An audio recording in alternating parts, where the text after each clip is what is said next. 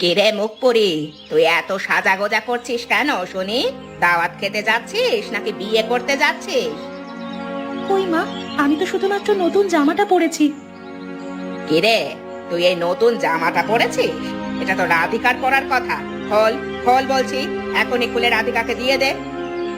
মা, রাধিকা তো নতুন একটা জামা পরেছে, এটা আমি পরি না, এটা তো আমার জামা।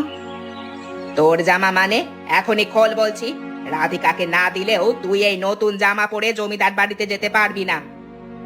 কেন মা, ওইখানে তো আজকে আমাদের দাওয়াত, আমি নতুন জামাটা পরে যাই না। আমি যখন বলেছি যাবি না, তার মানে যাবি না। এই জমিদারের ছেলেকে পাগল করার ধান্দা না?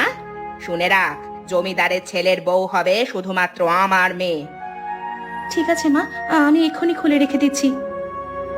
আর যেন কোনো রকমের সাজগোজ করতে দেখি না। রাধিকা, এই রাধিকা, কোথায় তুই? আয়, তোকে একটু ভালোভাবে সাজিয়ে দেই। দিদি দেখ, ওই যে জমিদারের ছেলে, কি সুন্দর দেখতে তাই না? একেবারে মনে হচ্ছে যেন রাজপুত্র।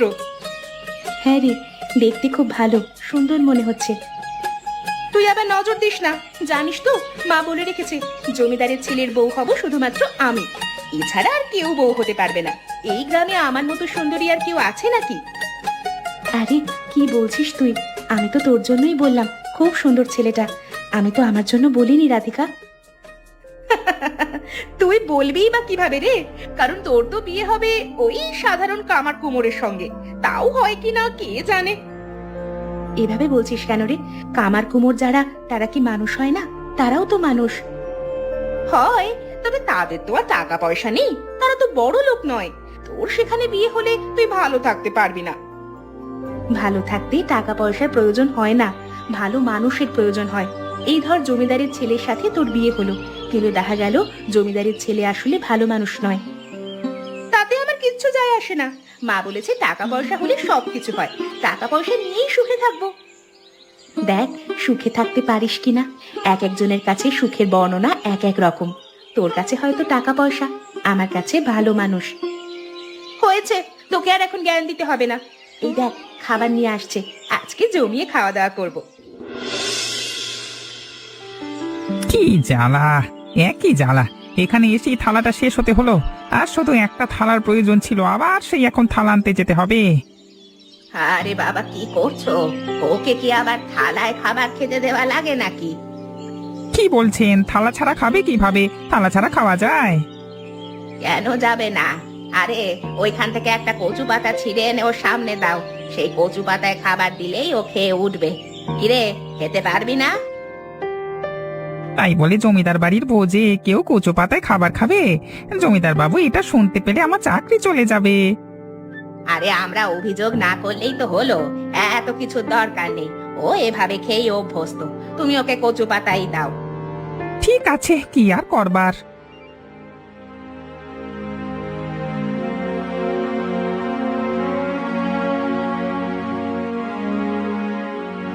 কিরে, তোর পাতে এত মাংস পড়লো কিভাবে? তোর এত মাংস খেতে হবে না, দেখি দেখি দেখি, এদিকে দে। কিন্তু মা, আমি খাবো কি দিয়ে? আমার তো খাওয়ার মতো কিছু নেই। কি দিয়ে আবার? ওই যে ডাল রয়েছে, ডাল দিয়ে ভাত খাবি। আরে ও ভাই, শুনে যাও, ওর পাতে একটু ডাল দিয়ে যাও তো। একটু আগেই তো মাংস দিয়েছি, মাংসগুলো এর মধ্যে খেয়ে ফেললে। আরে ওর মাংস খেতে হবে না, তুমি ডাল দাও, ও ডাল দিয়ে ভাত খেয়ে উঠবে। মাংস খাবে আমার মেয়ে। হ্যাঁ, মেয়েটাকে দেখেছিস? মেয়েটা খুব সুন্দর, তাই না? হ্যাঁ বাবা, আমার তো ভালোই লেগেছে, কিন্তু তুমি বলতে কি চাইছো? আমি ভাবছি ওই মেয়েটাকে তোর বউ করে আনবো। একটাবার দেখ, ওই মেয়েটার মতো সারা গ্রামে একটাও সুন্দরী মেয়ে খুঁজে পাবো না আমরা। তুমি অবশ্য ঠিক কথাই বলেছো। হ্যাঁ, এত এত মেয়ে দেখলাম, একটা মেয়েও তো এত সুন্দরী দেখলাম না। তাহলে তো তোর বিয়ের প্রস্তাবটা পাঠাতেই হয়, কি বলিস? ওদের বাড়িঘর চেনা আছে তো? বাড়িঘর তো চেনা নেই, তবে রমেশ কাকুকে বললে রমেশ কাকু সম্ভবত বের করে দিতে পারবে। তাহলে রমেশকে বলে দে, ওদের বাড়িতে প্রস্তাব পাঠাবো আমরা, সবকিছুর ব্যবস্থা করতে বল। যেভাবেই হোক ওই মেয়েকেই আমি আমার বাড়ির বউ বানাবো। ঠিক আছে বাবা, তুমি যে সিদ্ধান্ত নেবে আমি সেই সিদ্ধান্ততেই রাজি আছি। তবে ওরা তো দেখছি দুই বোন, আমি তো জানতাম ওরা এক বোন। এটাই তো দেখতে পাচ্ছি। যাই হোক, দুই বোন তাতে ক্ষতি কি? একজনকেই তো বানাবো বাড়ির বউ, তাই না? বেশ, এই রমেশ কাকুর সাথে কথা বলে দেখছি এ ব্যাপারে, আর সমস্ত ব্যবস্থা করে তবেই তোমাকে জানাবো। ঠিক আছে। আরে আসুন আসুন, আপনাদের জন্যই তো অপেক্ষা করছিলাম। রমেশ আমাকে সব বলেছে, আপনারা আমার মেয়েকে আপনাদের বাড়ির বউ করতে চান, তাই তো? হ্যাঁ, সেই কারণেই আপনাদের সাথে কথাবার্তা বলতে এসেছি। মেয়ে আমাদের দেখা হয়ে গেছে, ওই দিন ভোজের সময় দেখেছি। তাহলে তো আর কথাই নেই। তাহলে কি ধরে নেব আমার মেয়ে আপনাদের বাড়ির বউ হয়ে যাবে? হ্যাঁ, এখন ধরে নিতেই পারেন, কারণ এখন তো শুধুমাত্র দিন তারিখ ঠিক করতে এসেছি। দিন তারিখ ঠিক হয়ে গেলে সেদিন বিয়ে হবে। আপনার মেয়েকে আমরা নিয়ে যাব।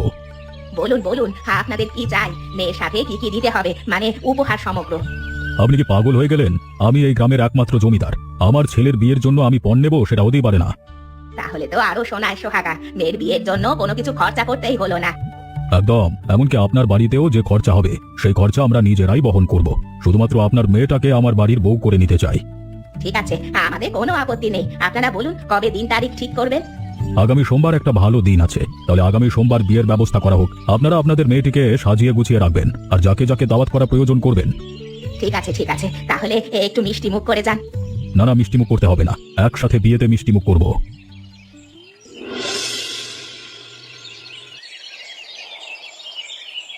এই তো বউ চলে এসেছে। একটিবার ঘুমটাটা তোলো দেখি, আমার বৌমাকে দেখতে কেমন লাগছে দেখি। দেখি দেখি, এ আবার কে? এখানে বউ হিসেবে কি করছে? আসল বউ কোথায়? আসল বউ মানে এটাই তো আমার মেয়ে। এর সাথেই তো আপনার ছেলে বিয়ে ঠিক হয়েছে। আপনি তো নিজেই প্রস্তাব দিয়েছেন। আমি প্রস্তাব দিয়েছি, কিন্তু মেয়ে তো এটা নয়, মেয়ে হলো আরেকটা। আপনি কি কোনোভাবে কবিতার কথা বলছেন? ওই তো ওই মেয়েটা, ওটাকে আমি আমার ঘরের বউ হিসেবে মেনে নিয়েছি। ওটা তো আপনারই মেয়ে, তাই না? ওটা আমার মেয়ে, তবে আপন মেয়ে নয়। ওটা তো সৎ মেয়ে। আমার মেয়ে তো এটা। মেয়ে মানে মেয়ে, সৎ আর আপন আছে নাকি? আপনারা ভাবলেন কিভাবে আপনার এই মেয়েকে আমরা বউ করে বাড়িতে নিয়ে যাব? আমাদের ওই মেয়েকে চাই, এখনই ওকে সাজিয়ে নিয়ে আসুন। দোহাই আপনাদের, এমনটি করবেন না। আমার মেয়েটার যে কপাল পুড়ে যাবে। আমার ওই মেয়েটাকে না হয় আপনাদের বাড়ির কোনো কাজের লোকের সাথে বিয়ে দিয়ে দেবেন। কি বলছেন আপনি? আপনার মাথা ঠিক আছে নাকি? নিজের মেয়েকে এভাবে গছিয়ে দিতে চাইছেন? দয়া করে একটিবার ভাবুন, আমার মেয়েটার জীবনটা নষ্ট হয়ে যাবে। ও বড্ড আশা করে আছে আপনাদের বাড়ির বউ হবে বলে। আমার ছেলের ওই মেয়েকে পছন্দ নয়, আমার ছেলের আপনার বড় মেয়েকেই লাগবে। তাড়াতাড়ি যান, না হলে আমরা এই অবস্থায় নিয়ে যেতে বাধ্য হব। এই দেখো মা, এখানে যত গয়না আছে সবকিছু তোমার। যেটা যখন ভালো লাগবে পরবে। কি বলছেন মা? আমার এত গয়নার প্রয়োজন নেই। আমি গয়না ছাড়াই ঠিক আছি। এসব তুমি কি বলছো মা? তুমি তো এই বাড়ির বউ, আমার একমাত্র ছেলের পুত্রবধূ। এই সমস্ত যা কিছু দেখছো সবকিছু তো তোমারই। কিন্তু মা, আমি তো এসবের অভ্যস্ত নই। আমি কখনো একটা নতুন জামাও পরতে পারিনি। এসব গয়না তো দূরের কথা। কি বলছো তুমি মা? আমি তোমার জন্যই কালকেই তোমার ব্যক্তিগত দর্জি আনিয়ে দিচ্ছি। তোমার যা লাগবে, যখন যা লাগবে, দর্জিকে বললেই সে বানিয়ে দেবে। আমার তো এখন অনেক নতুন শাড়ি আছে। আপনারা তো বিয়েতে দিয়েছেন, তাতেই আমার চলবে। চলবে না। তুমি এই জমিদার বাড়ির বউ। তোমাকে এমন ভাবে মাথা উঁচু করে চলতে হবে যেন পাপীরা তোমাকে দেখেই ভয় পায়। আপনি খুব ভালো মা। আমার মা বেঁচে থাকলে হয়তো আপনার মতোই হতো। শাশুড়ি এত ভালো হয় আমি জানতাম না। তুমি তো আমাকে মা বলে ডেকেছো। তুমি তো আমার একটা মেয়ে। তোমাকে না ভালোবেসে কোথায় যাব বলো? এটা কি হলো মা? আমি সারা জীবন ভেবেছি জমিদার বাড়ির বউ হবো। ওই ছেলেটাকে আমার কত ভালো লাগে, আর সেখানে কিনা কবিতা বউ হয়ে চলে গেল। আমি তো ভাবতেও পারছি না এমনটা কি করে হয়ে গেল। সারা জীবন তোকে তো আমি এত সুন্দরী করে রেখেছি। ওই পোড়ামুখীকে কখনো একটা ভালো জামাও পরতে দিইনি। তাহলে ওকে কেন পছন্দ করলো? আমি কি সুন্দরী নই মা? আমি কি সেজে গুজে সবসময় থাকি না? এতগুলো মানুষের সামনে আমাকে বেইজ্জতি করে গেল ওরা। আমার আপন মেয়েটাকে বিয়ে না করে ওই সৎ মেয়েটাকে নিজের বাড়ির বউ বানিয়ে নিল। আমি এটা কোনোভাবেই মানতে পারছি না মা। তোকে মানতে হবে না। ওর ঘর আমি ভেঙেই ফেলবো। আমি দেখি ওই জমিদার বাড়িতে সংসার কতদিন করতে পারে, তারপর তোকেই আমি ওই বাড়িতে বউ করে পাঠাবো। তুমি তুমি সত্যি বলছো তো মা? তুমি আমাকে কথা দাও, ওই বাড়িতে আমাকে বউ করে তুমি পাঠাবে? তোকে আমি কথা দিলাম রে, তুই ছাড়া ওই বাড়ির বউ আর কেউ হতে পারে না। তুই জমিদার বাড়ির বউ হবি মানে হবি। ঠিক আছে, তাহলে তোমার যা করার তুমি তাড়াতাড়ি সেসব করো। আমি ওকে ওই বাড়ির বউ হিসেবে আর দেখতে পারছি না। কাঁদিস না মা, কাঁদিস না। একটা বার ওই বাড়িতে ঢুকতে দে, তারপর দেখ আমি কি করি। কিছু বলবেন বাবা? আমাকে ডেকে পাঠালেন যে? হ্যাঁ, তোমাকে কিছু বলবার জন্যই ডেকে পাঠিয়েছি। তোমাদের বিয়ের জন্য আমি একটা ভোজের আয়োজন করেছি। তাহলে বলুন আমাকে কি কি কাজ করতে হবে? আমি সমস্ত কাজ এখনই করে দিচ্ছি। বোকা মেয়ে কি বলে? এ বাড়িতে এত এত কাজের লোক থাকতে তুমি আবার কাজ করতে যাবে কেন? তাহলে আমাকে কোনো কাজ করতে হবে না? তাহলে আমাকে ডেকেছেন কেন বাবা? ডেকেছি, তুমি তোমার বাড়িতে অর্থাৎ বোন আর মাকে নেমন্তন্ন করো। আমি চাই গ্রামের সবার মতো তারাও এই ভোজে দাওয়াত পাক। কি বলছেন বাবা? মা আর বোনকে যদি দাওয়াত দেওয়া হয় তাহলে ওরা এসে নিশ্চিত কোনো গন্ডগোল বাঁধাবে। ভোজ পুরোটাই নষ্ট হয়ে যাবে। আমি জানি তোমার মা আর তোমার বোন কেমন। সারা জীবন তোমার উপরে অত্যাচার করে এসেছে ওরা। তাতে কি হয়েছে? ওনারা তো আমার মা বোন। তাতে অনেক কিছু হয়েছে। যারা অন্যায় কাজ করে তাদেরকে অন্যায়ের শাস্তি পেতে হয়। যাই হোক, তুমি তোমার মা আর বোনকে দাওয়াত দাও। যদি কোনো গন্ডগোল পাকানোর চেষ্টা করে তবে সেটা আমি দেখে নেব। ঠিক আছে বাবা, তাহলে আমি খবর পাঠাচ্ছি। ইরে, জমিদার বাড়িতে বিয়ে হয়ে আমাদেরকে তো ভুলেই গেলি। আমাদের কি মনেও পড়ে না তোর? একটু দেখি, তোর বিয়ে আমি জমিদার বাড়িতেই দিয়েছি কিন্তু। অনেক অনেক কৃতজ্ঞতা মা, আমি তোমার উপরে অনেক অনেক কৃতজ্ঞ। তুমি না থাকলে আমার তো জমিদার বাড়িতে কখনোই বিয়েই হতো না। তুই আমাকে খোঁচা মেরে কথা বলছিস নাকি? দেখ, খোঁচা মেরে কথা বলবি না। এখানে কেন এসেছিস বল? জমিদার বাড়িতে বড় একটা ভোজের আয়োজন করা হচ্ছে, সেখানে তোমাদেরকে নেমন্তন্ন করতে বলা হয়েছে, সেজন্যই এসেছি। ঢং দেখে আর বাঁচি না। তুই কেন এসেছিস দাওয়াত দিতে আমাদেরকে? সাথে তো দেখছি বিক্রম বাবাজিও আছে। বাবা, তুমি ঘরে এসো। ও ঘরে যাবে না, আমরা এসেছি তোমাদেরকে দাওয়াত করতে। তোমাদের যদি ইচ্ছে হয় তাহলে যাবে, আর যদি ইচ্ছে না হয় তাহলে যাওয়ার দরকার নেই। তবে গিয়ে কোনো গন্ডগোল পাকিও না। কি বললি তুই? আমরা গন্ডগোল পাকিয়ে বেড়াই? এত বড় সাহস তোর? বিয়ে হওয়ার পর একদম আমাদের পাত্তাই দিচ্ছিস না। এত সাহস তুই কোথায় পেলি? সাহস থাকবে না? আমি এখন জমিদার বাড়ির বউ, সাহস তো অবশ্যই দেখাতে হবে। আমার শাশুড়ি মা বলেছে পাপীদের সামনে মাথা নত না করতে। তুই তুই আমাদেরকে পাপী বললি? এত অহংকার তোর! শোন, এত অহংকার না ভালো নয়। অচিরেই তোর সংসার ধ্বংস হয়ে যাবে, দেখিস। সবার দোয়া কবুল হয় না, আর পাপীদের দোয়া তো আরোই কবুল হয় না। তাই চিন্তা করো না, আমার সংসার আমারই থাকবে। বলি বেয়ান, ঘরের বউকে এত মাথায় তুললে কিন্তু হবে না। এমনিতেই কোন ঘর থেকে এসেছে তা তো ভালোভাবেই জানেন। একটু সবকিছু সাবধানে রাখবেন।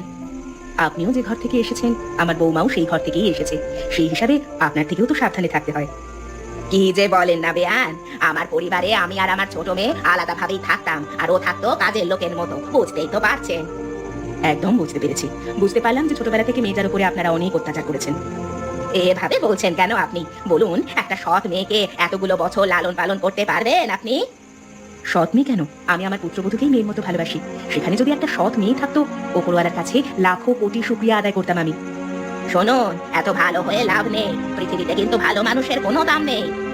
কিন্তু দেখুন, আমার যতটুকু দাম আছে ততটুকু দাম কিন্তু আপনারও নেই।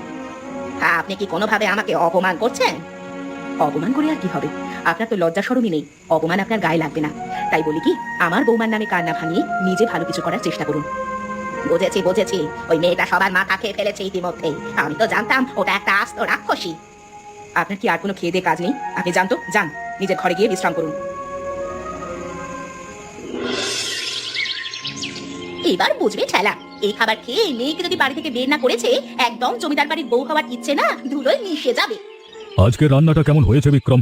দেখে তো মনে হচ্ছে বেশ ভালোই হয়েছে। আরে বাবা, খাও খাও, খেয়ে জীবনে অন্য কোনো খাবার মুখে তোলা নামও নেবে না। হ্যাঁ, আসলে এই রান্না কিন্তু মন্দ নয়। এত মজার রান্না আমাদের বাড়ির কাজের লোকেরাও করতে পারে না। কি বলছেন আপনারা? এই রান্না ভালো হয়েছে? এই রান্না তো কোনোভাবেই ভালো হতে পারে না। কেন ভালো হতে পারে না? এই রান্না তো যথেষ্ট ভালো হয়েছে। আমাদের বৌমার হাতের রান্না খুব ভালো। বৌমা এখন থেকে এমন ভালোভাবেই রান্না করবে। ও মা গো, এত ঝাল দিয়ে কেউ রান্না করে নাকি? এটা তো প্রচন্ড ঝাল। আমরা তো ঝাল খেতেই ভালোবাসি, তাই না বলো বিক্রম? কিন্তু আমি তো এই তরকারিতে নিজে থেকে এত ঝাল নুন মিশিয়েছিলাম, আপনাদের মুখে তো কিছুই লাগছে না। আমি তো মুখেই দিতে পারছি না। এবার এসেছো আসল কথায়। হ্যাঁ, শোনো মেয়ে, এখানে বেড়াতে এসেছো, বেড়ানো শেষ হলে চলে যাবে।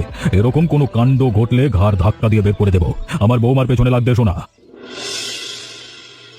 শুনুন, আপনারা হলেন মেয়ের বাড়ির লোক, মেয়ে পক্ষ থেকে এসেছেন। মেয়ের মা আর বোন হলেন আপনারা। তা তো অবশ্যই, তা তো অবশ্যই। তাই আপনাদের বসবার ব্যবস্থা আমি অন্য জায়গায় করেছি। আপনারা স্পেশাল ভাবে বসে খাবেন। এত ভিড়ভাট্টার মধ্যে বসে খেতে হবে না। তাই নাকি? তাহলে আমাদেরকে সেখানে নিয়ে চলুন। আমরাও এসবের মধ্যে খেতে বসে আরাম পাবো না। এসব লোকেদের সাথে আমরা খাই নাকি? আসুন আমার সাথে। আপনারা বসুন এখানে, এখানেই বসবেন কিন্তু, ঠিক আছে? এখানেই ভালো খাবার পাঠিয়ে দেবো আমি। ঠিক আছে ঠিক আছে। ও মা, এত ভিখারি এখানে এসে বসেছে কেন? এটা তো আমাদের জায়গা। সেটাই তো বুঝতে পারছি না, ভিখারিদের এখানে কে ডেকেছে? ভিখারির জায়গা তো এটা নয়। আমার তো মনে হচ্ছে ভিখারিদের এরা খুব ভালোবাসে। কত ভালো মানুষেরা, বুঝতে পারছো না? তাই আমাদের মতোই এদেরকে ভালোভাবে খাওয়াবে। ঠিক বলেছিস, চুপ করে বসে থাক, দেখ কখন খাবার আসে, আজকে কবজি ডুবিয়ে খাবো। না কবিতা, এবার এদের সামনে কচু পাতা দুটো দিয়ে দাও, এদেরকে খাবার দিয়ে দিই। আর কতক্ষণ বসে রাখবো বলো তো? কি বলছো বাবা, আমাদেরকে কচু পাতায় খেতে দেবে মানে? আমরা তো এবারই মেহমান। কেন, কচু পাতায় বুঝি খাওয়া হয় না? সেদিন তো বেশ কবিতাকে কচু পাতায় খাইয়েছিলে। এতগুলো লোকের মাঝে নিজের মেয়ে কচু পাতায় খাবার খাচ্ছে, তাও আপনার একটু লজ্জা হলো না? সেদিন তো থালা ছিল না তাই। ভেবে নিন আজকেও থালা নেই, তাই আপনাকে কচু পাতাতেই খেতে হবে। একটাবার এদিক ওদিক তাকিয়ে দেখুন তো, ভিখিরিরা থালাতে খাবার পেলেও আপনাদের কপালে সেটুকুও জোটেনি। এটা কিন্তু ঠিক হচ্ছে না। অনেক কিছুই ঠিক হয়নি। সেদিন আপনারা কবিতার সাথে যেটা করেছেন সেটাও ঠিক হয়নি। আর ওই ঘটনার কারণেই কিন্তু কবিতা এই বাড়ির বউ হয়ে এসেছে। আপনারা নিজেরাও জানেন না কত বড় ভুল আপনারা করেছেন। দাও কবিতা, এদেরকে খাবার দাও, শুধু ভাত এবং ডাল।